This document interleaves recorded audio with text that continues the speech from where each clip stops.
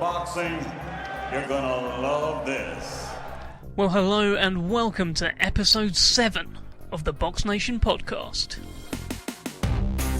I'm your host, Dev Sani, and I am joined by a man who has forgotten more about boxing than I will ever know. It is, of course, Mr. Steve Willis. Hello, Steve. Oh, hello, Dev. What an introduction. They get better every week. You've got to top yourself next week when we're sitting in this little booth we are living.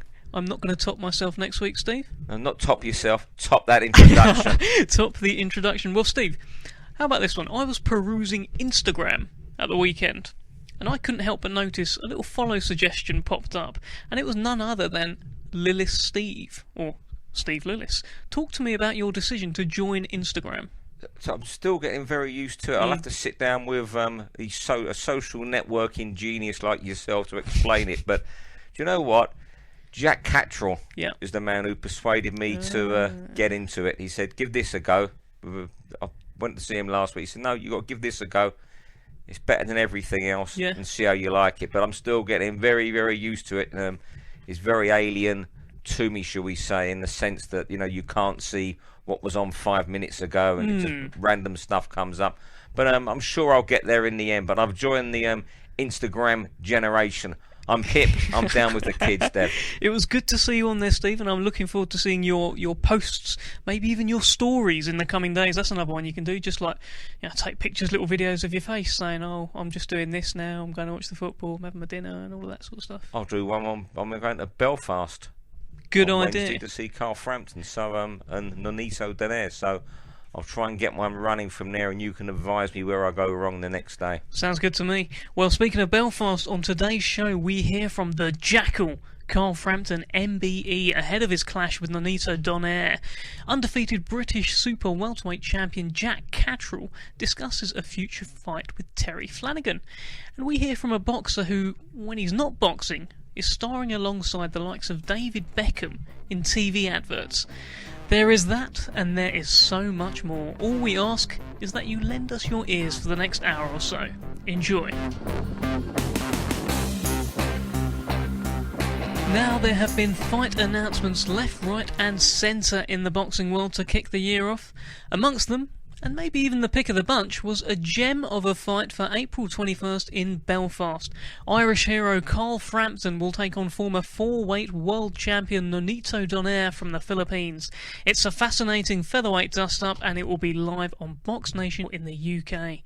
Tickets went on sale last week and absolutely flew. Steve Lillis caught up with Carl Frampton. Carl, fantastic fight coming to Belfast on BoxNation. You're fighting Nonito Donaire. It's tough. Yeah, it's a good fight. It's a tough fight. But to be honest, I wouldn't want it any other way. At this stage of my career, I think they need to be in meaningful fights against names. And if, you know, it's not for a world title, but if there's any fight that's going to get you ready for a world title, I think this one will. So yeah, I'm looking forward to it. I think it's great that such a name is coming to Belfast. I'm excited about the whole event, really. I mean, you said after the last fight you'd leave the matchmaking in future to, you know, other people around you because you picked the last opponent. Who picked this opponent, Nonito?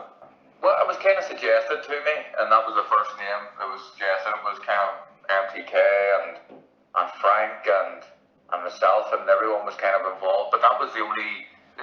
Nonito Donaire was the only opponent I ever spoke about, so we never even thought about anyone else. And when his name was put to me at the start, I said I'd love the fight. So, you know, the team went to work, Frank went to work, and MTK went to work, and made the fight, which is great. Because it's a fight that's been spoken about for some years, and you could have met at super bantamweight, couldn't you? Because at that time, a couple of years ago, it was one of the biggest fights going.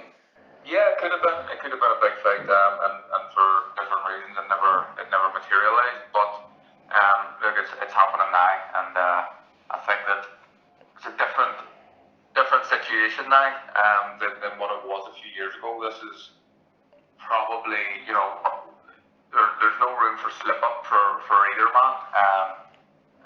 If we win the fight, we're not world champions anymore. But if we win the fight, we'll certainly the next fight. I'll be 100% certain Sam will be for a world title. So both guys are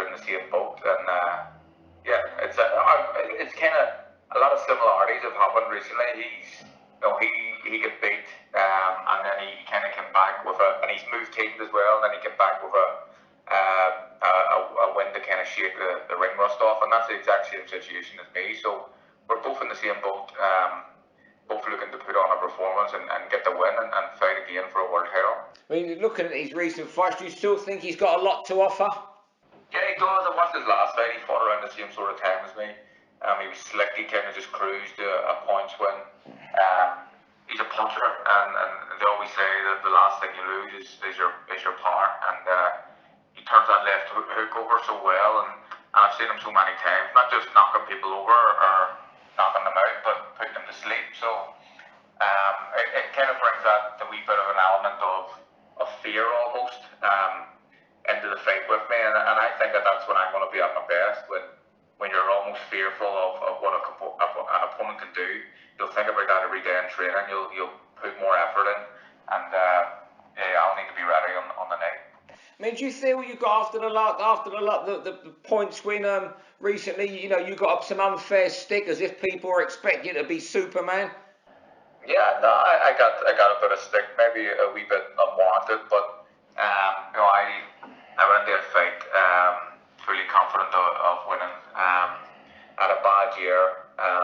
Things weren't great, but I had a good training camp behind me. But it was a good performance considering everything that happened, and even myself, I was a bit harsh on myself initially after the fight. But considering the year and watching the fight back, I done good things, some good things in parts. I've done some not so good things in parts of the fight, but a few wee changes here and there, and we'll get it right. But it was the start of a fresh relationship between me and Junior and Nigel Travis, and I think it's only going to get better from here. Yeah, that's what I was going to ask you. Is it going to be a lot easier for you this time going back to Manchester? You know the environment. You're getting to know Jamie and Nigel and the rest of the guys in the gym better. You know the hotels better that you're living in. Does that make you a lot more comfortable? I think so. That's it. You need to be comfortable in these sort of environments and being away from home, from your kids and your family. You need to be enjoying it too. And the boys are great crack, and the gym's always buzzing. But we've one camp ahead of us, and we're firm friends now. I've got friends for life, and these guys, they're good people. They're looking after me, and I think that again, just before, I think it's only going to get better. Who's the biggest crank out of all the guys in the gym there? There are big characters, a lot of big characters. Biggest, when you're saying crank, what do you mean, moaner? No, mad, a bit mad. Who's the biggest laugh in the gym? Well, Nigel Travis, definitely. Tommy Coyle, close second. There's a few characters, Big Martin, all great guys, Rocky Fielding. Everyone's, I don't think, to be in that gym, you can't really take yourself seriously, or you wouldn't last very long. There's some big names in the gym, and it's good to be training alongside them, but all good lads. And you even have Amir Khan pops in there, doesn't need to train when he's in Britain. Yeah, Khan comes in and again as well, with Harry Khan, obviously, who trains as well. So, he pops in and I think it's a few sessions in every now and again, it's great to be around fighters of that caliber. And providing you come through Nonito, I guess the big plan is to fight the winner of Selby and Warrington at Windsor Park later in the summer. How excited are you for that fight? I think that, first of all, I have to get through this one first, Nonito Donaire, and that's the only man in my mind at the minute, but it's looking like I could potentially fight the winner of Selby Warrington, which is a good fight in itself, and a fight where up until ago I had Selby a firm favourite, but I'm not so sure now. I think it's a lot closer than people have it. I think Warrington is a very fit guy. He throws a lot of punches, and that could be a major thing in this fight. So either or, two good fighters, and I would be happy to fight both of them in Windsor Park. And to be honest, I'd be happy to fight anyone in Windsor Park. I think that it's something I've dreamed about for such a long time, and if I get anyone at Windsor, it's going to be a dream come true. And you deserve that for what you've done for boxing in Ireland. Well, thank you. That's nice of you to say, but I've done my best. I always have, and I've fought a lot of big names, and I think that, I suppose I probably do deserve it. I would love it, and I've talked about it for long enough, and I believe And you got a big press conference on Wednesday where you're going to face Nonito. That will be interesting to say the least. And then when do you plan to fly over to Manchester? I fly to Manchester on the 29th. I'll start at camp on the 29th of January, which gives me 12 weeks. But I'm kind of in pre-camp mode at the minute, and I'm training every day, doing bits and pieces. And yeah, it's going to be good as well, as you say, to see Nonito face to face. For the first time, I've never met him before. We've always had this kind of mutual respect over social media, but we've never actually crossed paths. So it'll be interesting. It'll be interesting to see what happens at the press conference. So it's safe to say there's not going to be any tables turned over and water bottles thrown around the room. I very much doubt it. I can't imagine that. I think it's going to be all very civil. You know, two respectful guys who can fight. There's no need for all the nonsense that goes on a lot of times. And yeah, we shake hands, but no doubt about it, both men will put all on the line on the 21st of April. Steve, nice chat with Carl Frampton there. He says it's a good fight, a tough fight, a meaningful fight, and it's the kind of fight he needs before challenging for a world title again. It's a crucial fight for both boxers' careers, as Carl said. It's everything. It's a world title, but in name. You know, you can say it's definitely a world title eliminator in the sense that whoever comes unstuck in Belfast is going to the back of the queue. He's going 18 months to the back of the queue, most probably. And at this stage of their careers, particularly Nonito Donaire, who's mid-30s now, that's the last thing he needs. And it's the last thing Carl wants, you know, given the hard fights he's had during his career. It really is so much on the line in Belfast. And it's no surprise, Dev, that tickets absolutely just flew out the door. There was people on Twitter within 5 minutes. I had people asking me, a boxer was asking me, could I help him get tickets for it? Crazy what's gone on. You know, that it shows how popular Frampton is, and if he wins, it justifies Frank Warren's plans, if he comes through this fight, to go to Windsor Park with a world title fight later in the summer. Yeah, and as you mentioned, tickets did just fly. I mean, you'll be lucky to get a seat there. Personally, I'll probably end up standing up. That's how the seats have gone for that. So tell me about Donaire then. I mean, Carl Frampton says that he's still got a lot to offer. The last thing to go is from a puncher is his punch. What chance has Nonito Donaire got against Carl Frampton? He's 35 now. Like a lot of people, he wouldn't have been impressed. He may not have been impressed with Carl's performance against Horacio Garcia, where he had a really tough 10-rounder, which is good for him, but certainly tougher than anybody expected. And as Carl said after the fight and at the top of the interview, he's no longer his own matchmaker. He'll leave that to Frank Warren and the MTK, and they'll put opponents to him.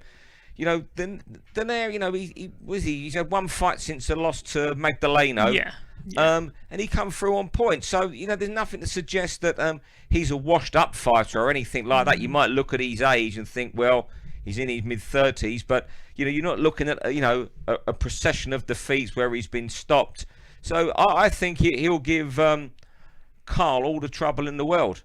He's only been stopped that one time. Nicholas Walters, and at the time Walters was white hot, shall we say, before he fought Rigon down. I think he was 24 or 25-0 before the time. Lomachenko fight. Yeah. Rigon. Lomachenko. Sorry, when Rigo's the other genius. Lomachenko. When he, I think he quit after about 7 rounds. But Lomachenko's become the man who makes everybody quit. It seems. I think 3 or 4 on the spin now have decided better than they might as well turn it in during the fight against him. So I'm not going to pick holes in that defeat, but before that the other loss was a points loss to Rigon Dow. So it was a loss very early in his career, second fight or something. I think Manny Pacquiao lost very early in his career, so you ignore that. So the last 3 losses have been against really good fellas. Magdaleno is an elite fighter. And he may have won that one, the Magdaleno. Yeah, it was close, but Magdalena's become an elite fighter. So even close as it was, there's no disgrace in losing that. I mean, I do think Magdaleno did enough to win it.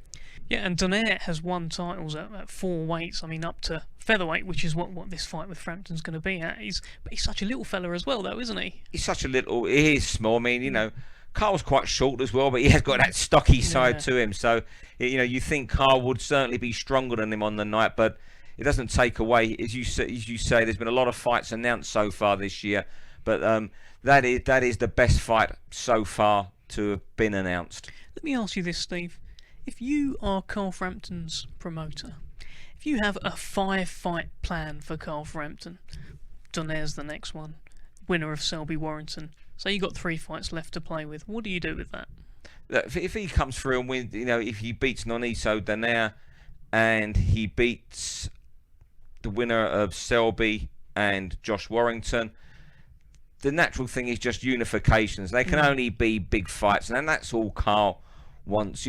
He's far from finished, but Carl will be the first to admit he's now on the home stretch of his career. He's not going to want a world title. Okay, he may win a world title and maybe say, okay, I'll take one routine looking defence. That's fair enough, but apart from that, he's going to want unifications. He's going to want Gary Russell. He's going to want Valdez.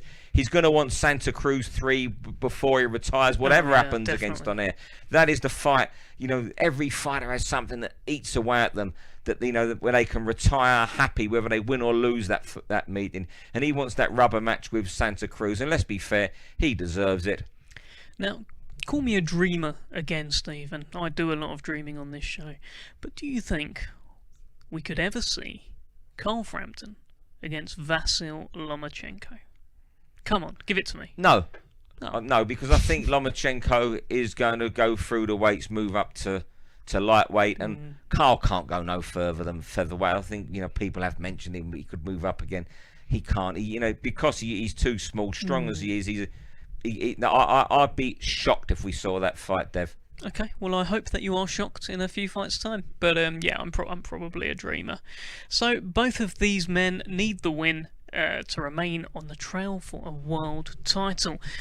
Well, another man on the world title trail is Jack Catterall from Chorley. He recently became the British super lightweight champion, beating Tyrone Nurse. He's 19-0, he's got a high ranking with the WBO, and he's eyeing a world title this year. Here's what Jack Catterall had to say to Steve Lillis. Jack, you're 19-0, the learning's been done. Is it time to mix it with the even bigger boys on the world stage? Definitely. I think this is a time for me now. I feel like I served my apprenticeship a couple of years ago, and I've had some good fights over the last 2-3 years. But I entered boxing to challenge myself against the best fighters, hoping that I could reach that level, and I think I'm in touching distance now of some big fights, so hopefully these fights can be made and I can see what I'm really made of. You mentioned a couple of years ago, a couple of years back you were fighting all these mad South Americans that were coming over trying to headbutt you and get you disqualified and all sorts. How much do boxers learn from those sort of experiences? Massively. I think them type of fights have curbed me into the fighter I am, because I think you need them fights. I fought a few South Americans, I fought a fighter from Mexico, and they all bring different things. I've boxed 3 southpaws, tall fighters, fast fighters, aggressive fighters, Garrido, non-stop. I think I boxed him in my 10th fight, and I think going in with all them different mix of fighters, you get a real ring generalship from it, and you know how to stay calm when things might not go your way, which they didn't in certain fights. Do you think the world title fight will happen this year, particularly if Terry Flanagan beats Maurice Hooker?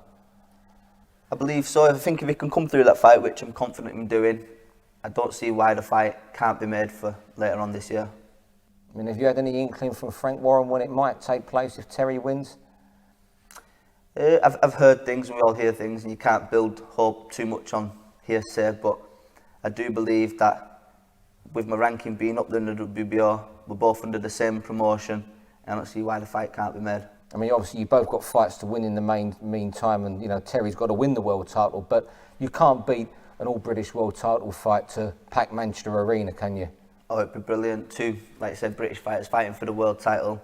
I just hope that he can come through the fight against Hooker, and that the fight can be made with me and Terry in the future. Tough fight for him though, isn't it, Hooker? Tough fight. Hooker's a good fighter. Likewise, Terry's a good fighter. Makes for a good fight. I hope they both prepare well. I'm looking forward to watching it and watching who maybe that I get to fight with in the future. And I know you sparred with Terry a few years ago. What are your memories of that? Yeah, sparring, and Terry knows how the spars went. Likewise, to the people that was in the room, so not say too much on the sparring. Hopefully he wins the title. and I don't think the fight will be too difficult to make. Now, if I can keep my ranking with the WBO, I'll be making a defence of that in the coming months. Hopefully, it can be made mandatory. If not, I believe Terry will give me the shot as a voluntary. I'm excited if this fight gets made. Like I said, I can't look too far ahead. I've got to win my next fight first, but if that fight gets made, I'll be really excited for it. And like I've just said, Terry knows what happened in them spars. And he's coming up to your weight division. What happens when you fight him? I might just have to knock him back down to lightweight. That was Jack Catterall talking to Steve Willis. So, Steve, Jack Catterall, Terry Flanagan, surely, if all the stars align, will happen this year for a world title? Let's hope so. I am licking my lips, as you've just seen there, Dev. I wasn't particularly fond of the gesture you made at me, but you did lick your lips. So you'll be fond of that gesture if you were one of the 5 of us who were lucky enough to see them spar 8 rounds a couple of years ago. Oh, do tell, do tell. Say it was. There was nothing in it. Yeah. And it was the highest quality you'll see. I think it was either when Terry won the title against Jose Cepeda or the Magdaleno defence. It was before one of those. They sparred for both of them, but it was before one of them, and the sparring was of the highest quality, and it was the sort of fight then that you almost knew, because Terry was look, Terry's been tight for it. It's the worst kept secret in boxing how bad Terry Flanagan's weight problems were. You know, people even say now who have seen him say he looks like a welterweight already. Even though he's going to be boxing at junior welterweight. He's a big bloke. He is a big man, yeah. And it was almost if you knew they were going to meet eventually. The sparring was the highest quality, and you can see why both men will go into that fight. Please, if it happens, both convinced they've got the beating of the other. Well, Jack Catterall actually said in that interview that Terry knows what happened in sparring. His team knows what happened in sparring, and it sounds like Steve Willis knows what happened in sparring. Hey, they sparred a lot. We were lucky enough. Myself, John Parry, one of our men on the Northern Beat, and Andy Cook, the cameraman, were lucky enough to be there for one of the sparring sessions. They sparred at the time over that period. They were sparring a lot together. So I don't know what he was saying. He knows what happened. I know what I saw that day, and it was a fantastic, high quality spar. Between and somewhere, hopefully in the BoxNation vaults, that the footage is still around of it. It was really, really good, and it's a fight that would do both fighters so much good in the sense that okay, they're both known in the trade, but it would elevate the winner to being known that little bit more, because people do switch on to domestic world title fights. But of course, Terry's got to keep each side of the bargain and beat Maurice Hooker. Maurice Hooker, I think that fight should be announced in the next week or so. I think it's likely to take place at some time in April. I must say, I did enjoy Jack Catterall's comments that he might have to knock Terry Flanagan back down to lightweight. You know what? It just shows, I said to you, why both men will go into that fight confident they beat the other. That was Jack being exuberant about his chances of defeating Terry, because, Jack isn't one, as you know, who goes around saying, I'm going to do this and do that. For him to say, I'm going to punch someone back to lightweight, that shows his confidence. Now, I'm not going to say he's not going to beat Terry Flanagan. I'm not going to say he's going to go either way that far. I'm not going to make a prediction on it right now. But you won't be knocking Terry back to lightweight because he can't do 9 stone 9. And what's it like up there in that gym then? He's got he's training with Haroon Headley, Jordan Thompson, the big 6'7" cruiserweight, Razza Hamza, who we'll hear from later on in the show. There's a bit of a pack mentality. He's got Haroon's he was the assistant to Lee Beard, but he always trained Jordan Thompson because Haroon's relationship with Jordan Thompson's father, Jeff Thompson, who's done so much for race relations and calm on the streets of Moss Side in Manchester. Jeff took Haroon under his wing when Haroon was an out-of-control kid. He won't mind me saying that. And, he helped nurture Haroon into the fine bloke that he is today. It's a little gym in an area called Flixton, and you would not find this gym unless you knew where it, We turned it. We took the wrong turn in, and the guy said, "Oh, it's over the next wall." And then it's a newish building. Yeah. There's a ring in there. It's a really nice setup Haroon's got there. He's got Jordan in there. Jack Catterall, Raza, as a young fighter there. Ryan Oliver, who was being trained by a friend of mine, Steve Bell. There's another guy, John. He'll kill me when I say him. John, who's a super middleweight. Sure. He faces about 5-6 boxers in there at the moment. Okay, well, we'll hear from another one of those boxers, Razza Hamza, a little bit later on in the show.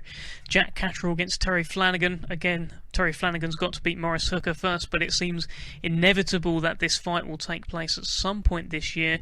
We can only cross our fingers that it does happen. Now, Steve, you have one of the finest boxing brains in the UK, and probably beyond. It feels only right that we spend some time on this podcast just picking it.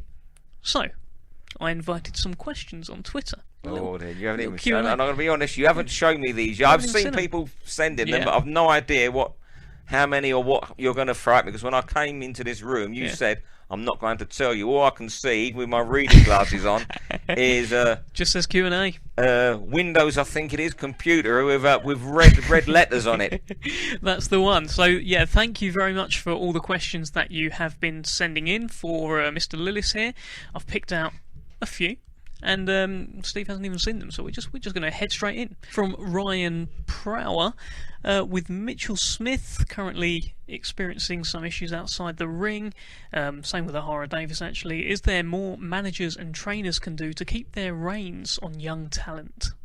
If your trainer and your manager's your father or something, because they're around you as a family, yes, but at the end of the day, these are grown men. You know, they're old enough to vote, old enough to fight in the army. You cannot keep your eye on a man 24/7. Jason Rowland, who used to train Mitchell Smith, had him living in his house, everything, and couldn't control Mitchell. You cannot be with these guys around the clock. All you can do is look after them in the gym, give them direction, and hope they take that direction. It's like, you know, when you have children, when you get married and you have kids. Now, you hope your kids will take the direction you give them. But there's no guarantee. Now, Frank Warren, Adam Booth, they can't spend 24/7 looking after someone like Mitchell Smith. Now, Mitchell's had a lot of issues last year. He swears blind that he's back this year and he's living the life. He's back with Adam Booth, which tells you how much Adam does believe in him as a talent. The fact that Adam still keeps, because Adam don't waste his time with bad fighters, and but the answer to that is no. They can't keep an eye on them 24/7. All they can do is advise them, and some things go wrong. How many promoters just must put their hands in the air and despair at boxers? I just hope Mitchell particularly gets his act together this year, gets back in the ring, because he is a talent, and testament to that is the amount of time that Adam Booth is giving him in that gym, because Adam Booth has got a lot of boxers now to look after, and he doesn't want time wasters, but he's looking after Mitchell still. But Adam cannot tell Mitchell what to do once he leaves that gym. Well, hopefully we see Mitchell back to his best soon. He was Young Boxer of the Year, of course, wasn't he? Only a couple of years back. It seems such a long time ago, doesn't it? There was times before, the loss to Jules Jubb, if we was always singing the virtues of him. It was a case of you would have thought by now he would have been a British champion. But what I'm sure will happen in his career now, and I'm sure it's Mitchell will welcome.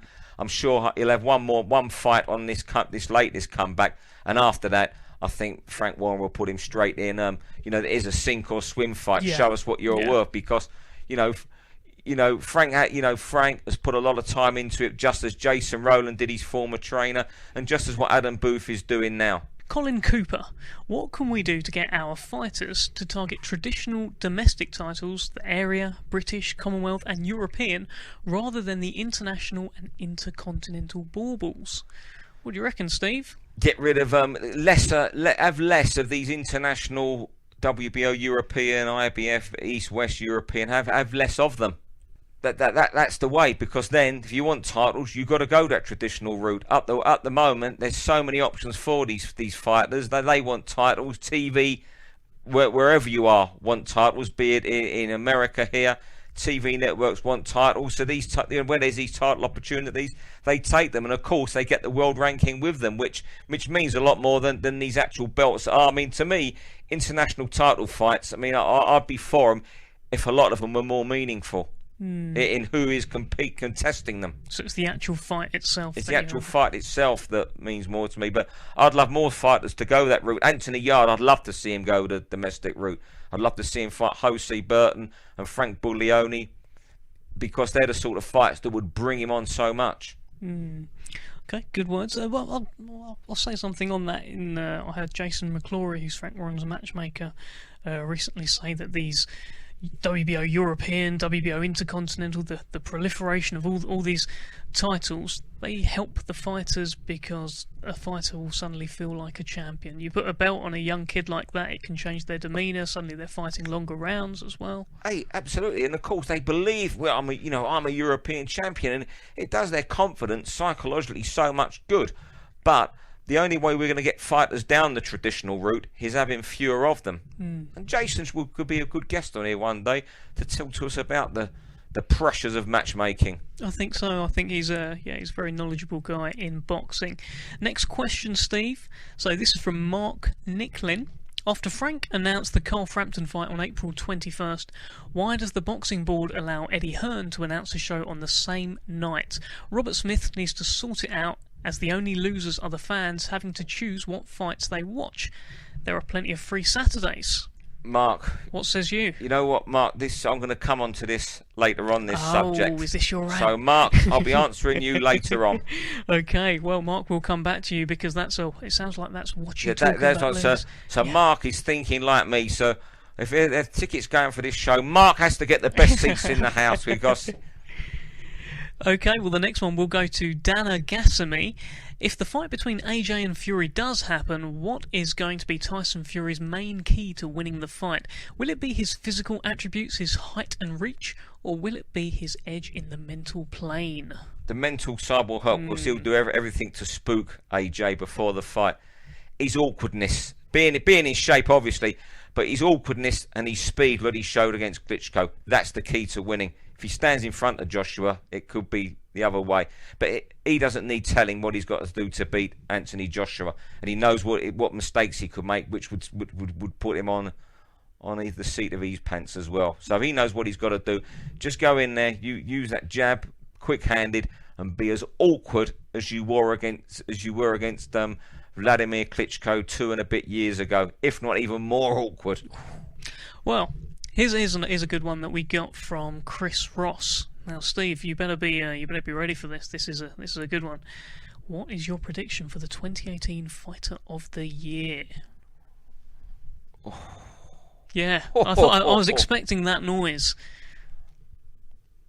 Go on, give me something. You're scratching your head, you're puffing your cheeks out, you're folding your arms. I'm looking at Errol Spence if he keeps busy. Yeah. I'm looking at Mikey Garcia. Okay. I'd like to see Oscar Valdez have a big year. I'd like to see Scott Quigg beat him, actually, but if he has a big year, he's going to be up there. I'm going to go the year of Mikey Garcia. Okay. And I always loved Mikey Garcia from when we had him on the very early BoxNation shows when he was with Top Rank.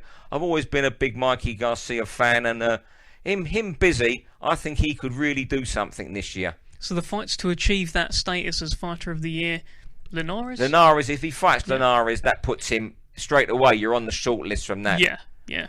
Lomachenko? Do you think that could happen this year? No, not this year, because I think, if anything, by the end of the year, start the next year, Mikey will be looking at moving up a division even.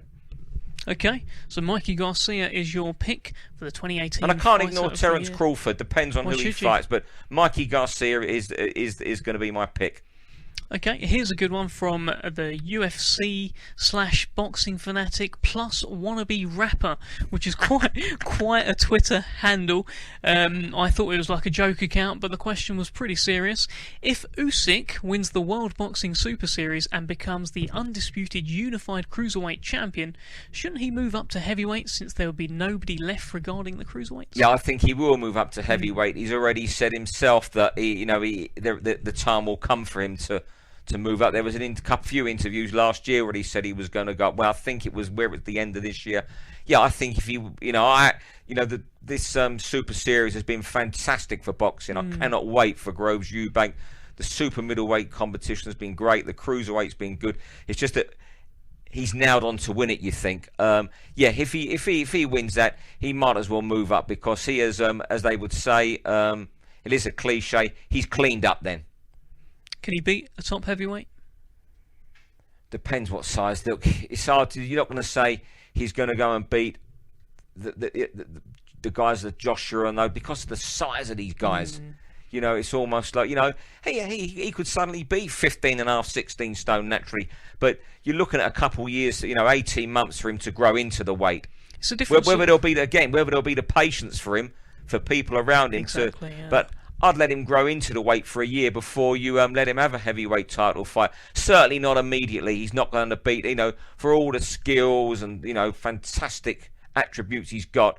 If he moved up to heavyweight and fought Joshua, would you give him a chance in his first fight at the division? No, just too big. No, and the attributes that he has, as you mentioned there, it's not like a David Haye a couple of years ago where he was the smaller guy, the cruiserweight, but you'd fancy him against Joshua or Wilder because he hits so hard. Usyk isn't that hard hitter. I'd just let him grow into the weight for a year. It'd certainly be a welcome addition, and they could be patient with him because of what he had achieved or he's about to achieve at cruiserweight. He'll be considered one of the best in recent times, or he is one of the best of recent times, one of the all-time greats, you could say.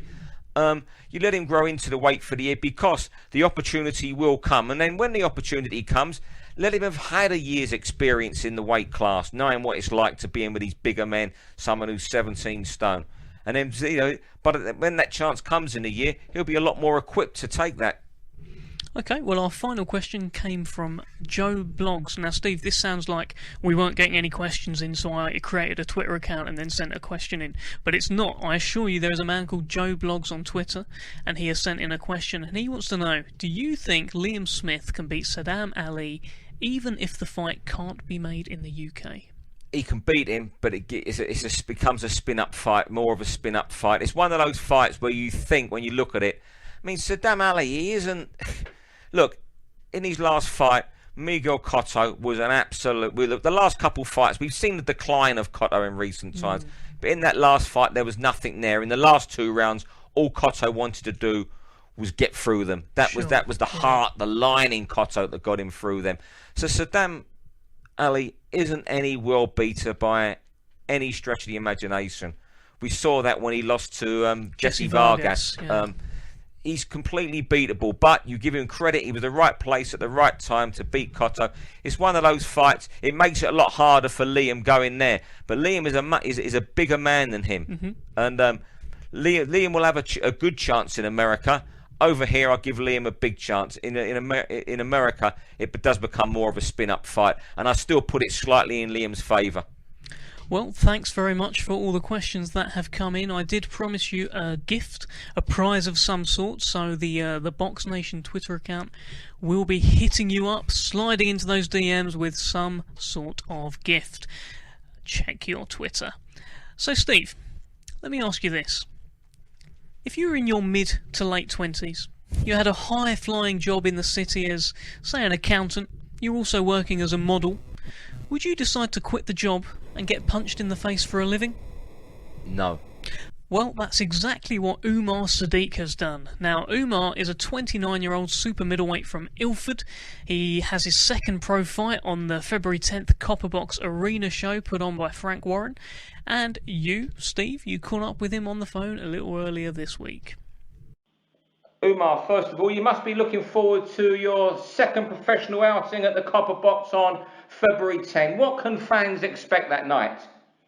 I'm looking forward to it because it should be the third, but unfortunately, due to being afloat last night, it's the second.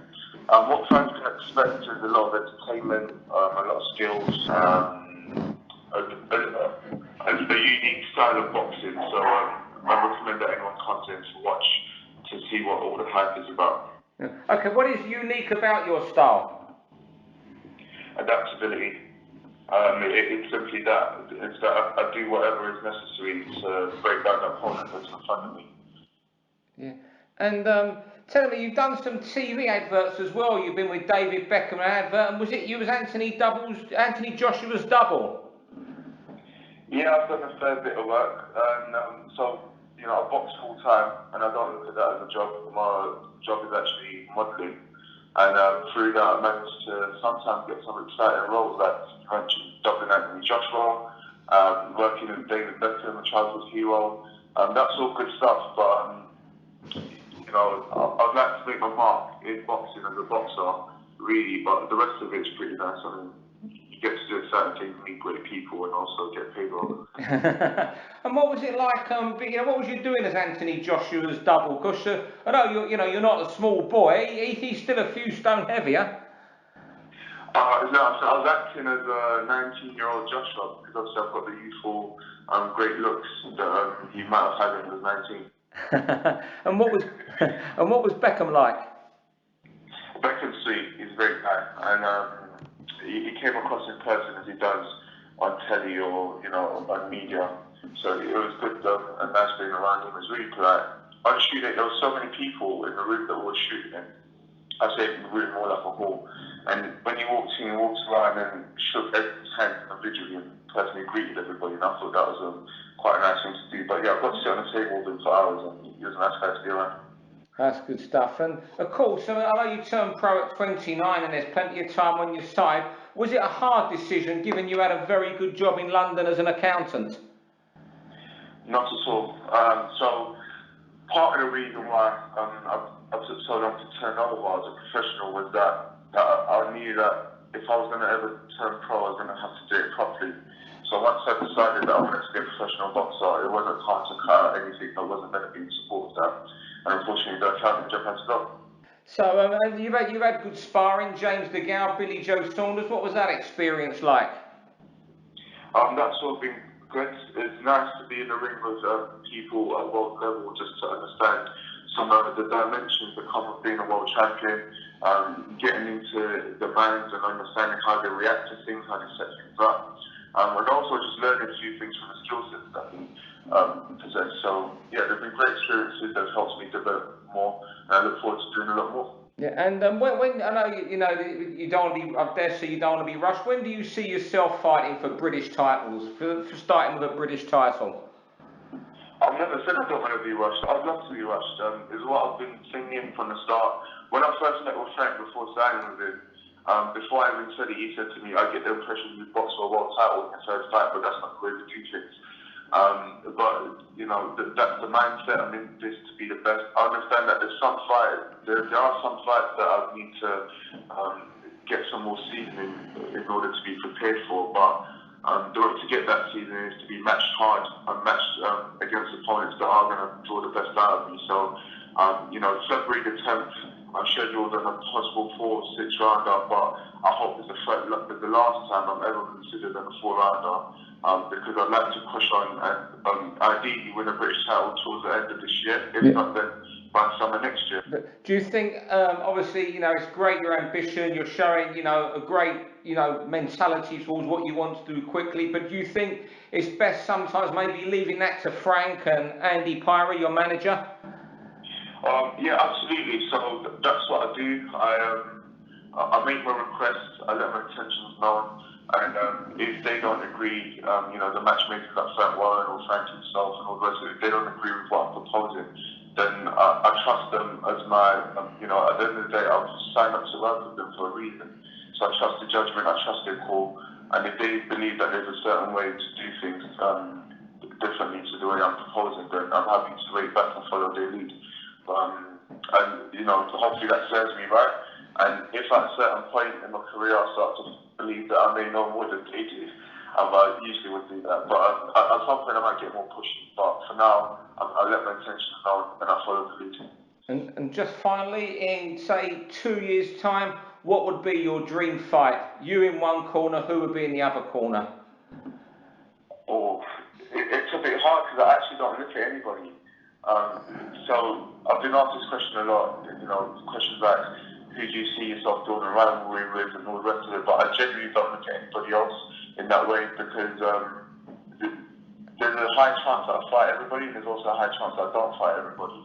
So what I would say though is the dream fight in 2 years is I'm in one corner and the guy in the other corner has been the reason why I'm getting paid a lot of money and I'm going to get a lot of credit for the eventually that I'm about to have. Okay. Best super middleweight in the world at the moment then. We can't let you go without naming one other fighter. I'm still going to go for James DeGale based on chances that he had an off performance in his last fight. And I think on his next fight, which is hopefully a rematch with Kyle Turks, we get to see the actual James DeGale that we know. And if we don't see that, then obviously nothing will change. But for now, it would be James DeGale still. Umar Sadiq. Steve Willis, what says you about this 1-0 super middleweight from Ilford after hearing that interview, which of course you conducted with him? He's articulate. Very nice fella to be around, to interview. He's very wary of his PR, of the image he has to portray. He's happy to be rushed. Yeah. Which will be music to the ears of people like Frank Warren. He says, give him his 4 or 5 fights, and he's happy to go in. Usually you'd say people who give up a job of an accountancy job in the city are stupid, but this fella clearly isn't. And just one of many boxers who are, it goes against the grain that people stereotype boxers as, not the brightest tools in the box. And it's great there's people like Umar around who can put themselves out there, speak about being a boxer, speak about being an accountant, speak about life after fighting.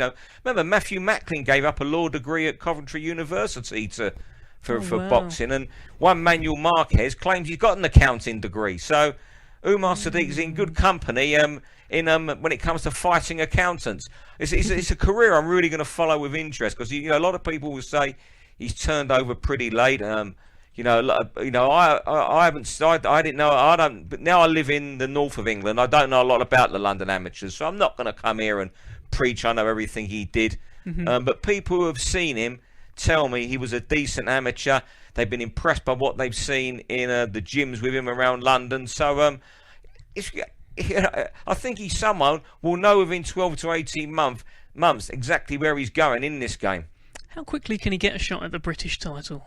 Hey, look, you can get a shot as quick as you want. It's being ready. And I think he's one of these guys in a year's time, by the time he's 30, Frank Warren and his team will be looking at put him in some sort of meaningful title fight.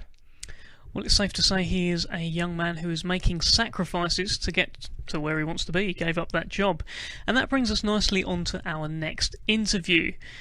Now, Razza Hamza is 9-0 with 1 draw. He had a draw in his second fight, and since that he has run through everyone put in front of him. We mentioned him earlier in the show, and he trains alongside Jack Catterall and Jordan Thompson under the tutelage of Haroon Headley. And Steve Willis, of course, you caught up with him earlier in the week. Raza, when can we expect to see you in action for the first time in 2018? April, I've been told. April I should be fighting, but I think I'm fighting in March too. Oh, busy then? Yeah, gotta keep busy now, Ain't fought since October, was meant to fight in December, that was called off, so my trainer's pushing me now to get as much fights as I can. Yeah. What's it been like for you? You moved to Manchester last year, you've had a couple fights with Haroon. How have you settled in a new city? Good, I really enjoy it. When I moved up here first, it was something that was always going to happen. I was going to move here. Haroon, Jack, Jordan, they've always been my mates. So we always spoke about moving here, and since I've moved in, I've gelled all with the lads, and I really enjoy it. Just tell us what sort of sacrifices you're making by moving here. Don't see my family Monday to Friday, live alone. All I do is train, eat, sleep, no matter what I have to do to get to training, I get to training, and sometimes it gets lonely, but I know in the long run it'll pay off. When you say, how'd you get to training? Taxis, trains, sometimes I drive, wherever it takes. Because this gym in Flixton is a little bit out of the way, isn't it? Yeah, it is. The first one we were training at was in Trafford, so it's just off the motorway estate. It weren't hard to get to, but this one's a bit out of the way, so if you're in a taxi, it'll cost you more. If you get in a train, you'll get off in the town centre and you'll get picked up. Or if you're driving, it's a bit more further. Do you think it's going to be worth it eventually? Yeah, of course it will, everything pays off. Hard work always pays off. You're a tall boxer, about 5'10", 5'11". Are you going to stay at featherweight, or are you planning to move up, move down? My next fight's at featherweight. Once I win the title, I think my trainer wants me to move down to super bantamweight, win a few titles, say, then move back up to featherweight when I want. So how far do you think you're going to go over the next few years? You know, you're in the gym with Jack Catterall, who's, you know, going to fight for a world title hopefully later this year. What about yourself? Sky's the limit, you know, as long as I stay focused, you know, keep winning, keep listening, doing what I have to do, you know, and Jack keeps winning, all my teammates keep winning, we'll all keep winning, and, you know, sky's the limit for me. The only person who beats me is myself. If there is one person out there right now who would give you a really tough fight where you're thinking, it's a hard night here, who would that be? Myself. No, I'm not scared or worried about no one, you know. I'm in the sport for a reason. I make all the sacrifices I train, how hard I train for a reason. If I was worried about anyone, I wouldn't be in the sport. You know, there's a few fighters who are leaps and bounds above me at the moment, but who knows what will happen in the next year or 2 years. And if an opportunity comes up, I'm a trainer and myself believe, you know, the fight is ready to be took, and then I'll fight anyone. Razza Hamza, Steve, I mean, I love hearing some of that when he's talking about, I mean, it sounds a bit sick that I'm saying I love that he doesn't see his family. I love that he's lonely. I love that he's spending time away from home. But that's the life of a fighter, and he's so hungry, you can tell that. Yeah, it shows the sacrifices fighters make. You know, from one extreme with Umar a little bit, who gave up a great job in the city, you know, as an accountant, could, you know, a high-flying job in London, to Raza, who's moved from Birmingham to Manchester, and he isn't driving in Manchester, and the area where that gym is, there is nothing but houses. You know, Flixton is just a residential area, a few shops here and there. You know, you're about 6 or 7 miles out of Manchester city centre.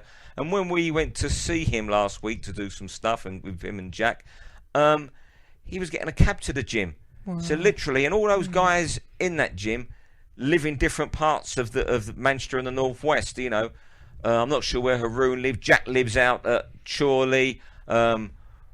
Ryan, who's in the Ryan Oliver, lives out somewhere South Manchester, has a job. So he's pretty much by himself in a flat in Manchester. He goes home on a Friday, comes back on to Birmingham, and comes back on a Sunday night. He's making a hell of a lot of sacrifices to be there with Haroon Headley in that gym. And you know, he's had these 10 fights so far, and you know, he hasn't fought, you know, great opposition. It's been all learning all the way, all learning fights. But a little Dicky Bird tells me he could be in quite a meet. He's going to have a fight in March on a small hall show in Manchester, March 17. But I'm told he could be in a very meaningful, or quite a meaningful fight at the back end of April. Say no more for now. Oh, your lips look like they are sealed, Steve Willis. I'll see if I can get it out of him later. Well, Steve, it's that time of the week again. I noticed when you came into the studio there was a quiet rage behind those eyes, which can only tell me one thing: you've got something on your mind, you've got something to get off your chest. It's time for What You Talking About, Willis. And it was as the gentleman in the Twitter had said earlier on, these TV dates with boxing, it's not fair on fans particularly, because they're you know, in the majority of boxing is on subscription TV. What's got to happen is, you know, I think Frank Warren's spoken of sitting down together with promoters. Broadcasters have got to get together. You know, BT, Sky, ITV. I think they're the people who can control this situation and get together how it's going to be sorted out, because it's so unfair that there's double dates. You know, April 21 is a crazy clash. You've got the best fight so far this year, Carl Frampton, Nonito Donaire in Belfast. Fantastic. Is it 6 world titles between them or something like that? Fantastic fight. In Liverpool, you've got Amir Khan's comeback, which is fascinating after nearly 2 years out since he got knocked out by Canelo Alvarez, and people are going to be left to take a pick. Now that's unfair. Yeah. Well, you know, do you ever get BT and Sky putting on 2 football matches at the same time, and ITV? No, it never happens. They just wouldn't do it. So I think, you know, whether the you know, I know the British Boxing Board have no say over TV. What can happen? It would be, they could perhaps go in as not mediators but chair this meeting and get promoters and broadcasters. Now there are going to be weekends where it is unavoidable. Let's get that out. You know, it is going to happen some weekends, but it's doing it's not doing the fighters any good. It's not doing fans any good, and it's not doing the promotions any good of of the fights, and I just think that something has got to give, and TV networks, promoters have got to sit down and thrash this out. For example, the Frampton date was announced a while before the Amir Khan one. I don't know how long Matchroom had that plan that date before they announced it, so it's not going to start kicking them for doing that. But I'm not blaming anybody for doing these dates at the moment. Whose fault? It's not a blame game. What's going to happen is common sense has got to prevail.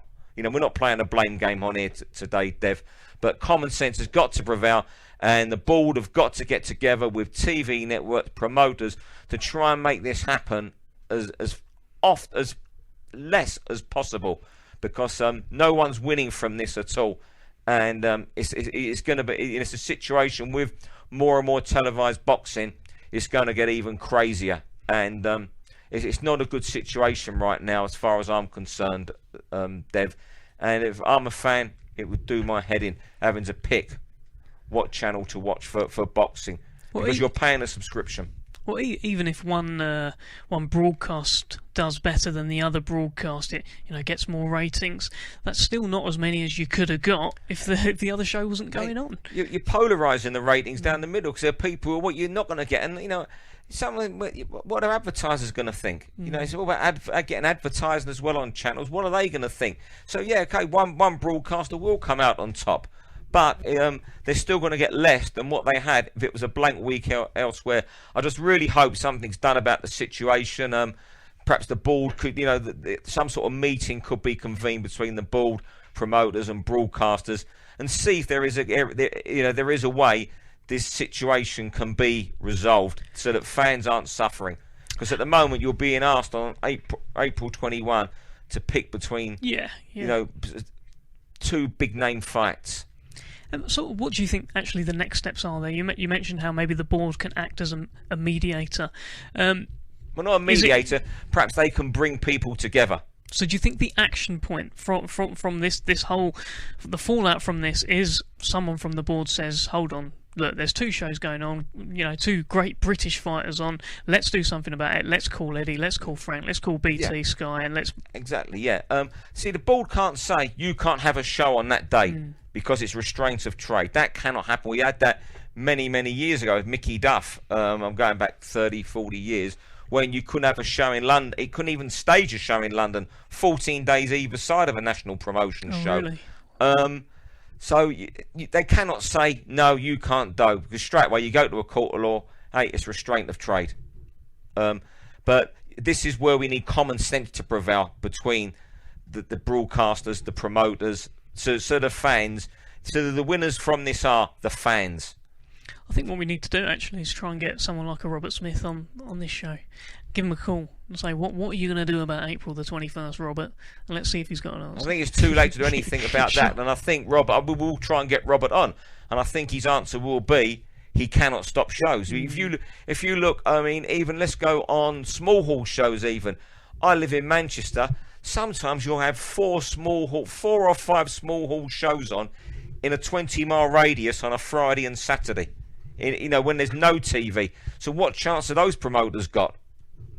Well, I hear you, Steve. Good rant this week, and here's some dates and times that you will need to punch into your calendar over the next week or so. So let me tell you about a show we've got on every Monday on BoxNation. It's at 7 o'clock. It's hosted by Alex Steedman, and it's called Boxing Matters. Now, Alex is joined by a couple of journalists normally, your likes of Alan Hubbard, Colin Hart, the people who have maybe forgotten more about boxing than Steve Lillis even knows. Been there, worn the t-shirt, did everything. Sort of blokes who I looked up to when I was a young lad. But you know what? They must be getting on those two boys now, and their enthusiasm's still there. Because I'm 55, and they are my childhood heroes. Wow. Alan Hubbard was at the 1972 Olympics in Munich, one of the most biggest Olympics in history because of what happened there and stuff. Colin Hart was in a Rumble in the Jungle. So when those two speak on Boxing Matters, listen! They've been around forever, so basically they all get together and they chew the fat over what's happening in boxing.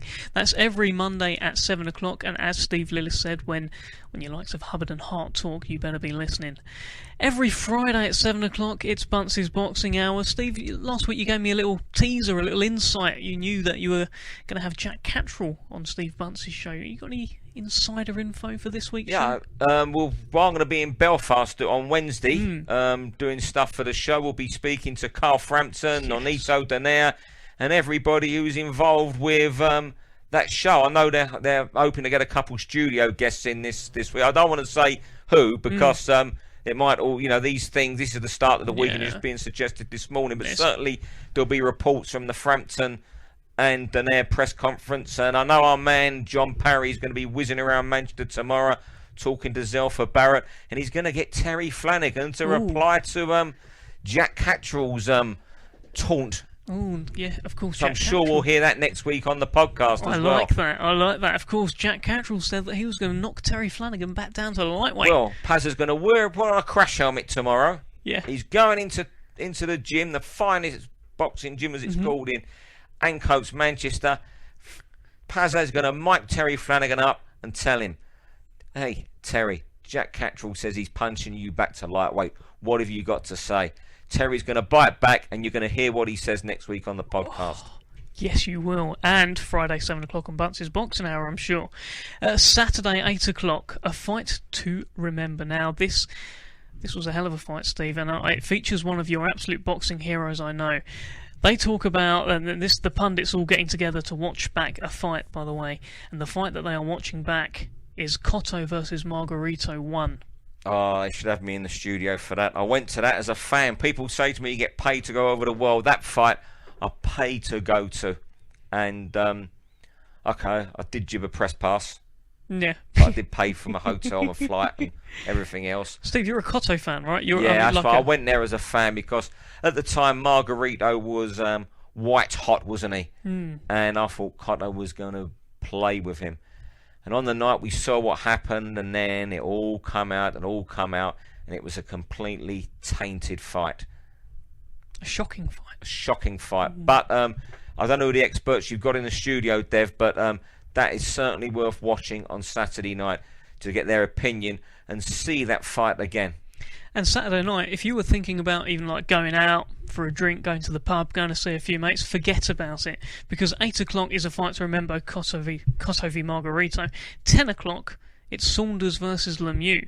Now, we have spoken at length about that fight, and that moment in, was it the fifth round, where he looks out to the... You've answered it for me, what you're going to ask me about that fight. It's worth tuning. If you don't want to watch the 12 rounds, just watch the first 4.5 when he throws that right hand, when Lemieux throws that right hand, falls over his feet, and when he turns back round at about 180 degrees, looks at Billy when he's miles out of range because he's fallen so far, and Billy looks into the crowd in the arena. That is worth it itself. And I know you were one of the instigators, Dev, in making that go viral. Did what I could, got it out there, shared it best we could. That's kind of what we have today. We've had another great show. Carl Frampton's been on to kick it off. We've heard from Umar Sadiki on rubbing shoulders with David Beckham. We've heard from Razza Hamza. Jack Catterall saying he's going to knock Terry Flanagan back down to lightweight. And Steve, have you enjoyed yourself today? Loved it, Dev, as always. Sitting here chatting boxing, listening to what all these great fighters and upcoming fighters like Umar and Raza have got to say for themselves. It's been a good afternoon again. And how about this bit of great news to end the show? I've just got word in my ear. Errol Spence versus Lamont Peterson, the IBF World Welterweight title. That fight will be live on BoxNation this Saturday night. I saw the tweets coming in. We all saw the tweets saying, who's going to pick up this fight? We need to see this fight in the UK. Well, it will be live on BoxNation. We know all about Errol Spence, of course. Last time we had him on the channel, he was destroying Leonard Bundu en route to his fight with Kell Brook. He then, of course, he stopped Kell Brook in Sheffield, won the World Welterweight title. Lamont Peterson, he's tough, he's game, he holds a win over Amir Khan down at light welterweight. And a cracking fight and a wonderful way to end the podcast. I'm sure it's going to be 1 or 2 o'clock in the morning on Saturday. Keep an eye on our social media platforms and we will let you know what time it's on. And of course, make sure you're subscribed to BoxNation. Go to boxnation.com. follow the simple instructions, make sure that you can watch this fight live on Saturday night. The return of Errol Spence Jr. to BoxNation. Don't miss it. And there's going to be some big announcements for fights coming up on BoxNation. The best thing to do is go to BoxNation.com, stay tuned on there. Also follow our social media feeds. Tweet us any comments at BoxNation TV, at Steve Lillis and at Sani Dev. And also, the very lifeblood of keeping us in your ears is to leave us a review on iTunes. Please do that, drop by, let us know what you think of the show, and we'll be back next week. Cheers.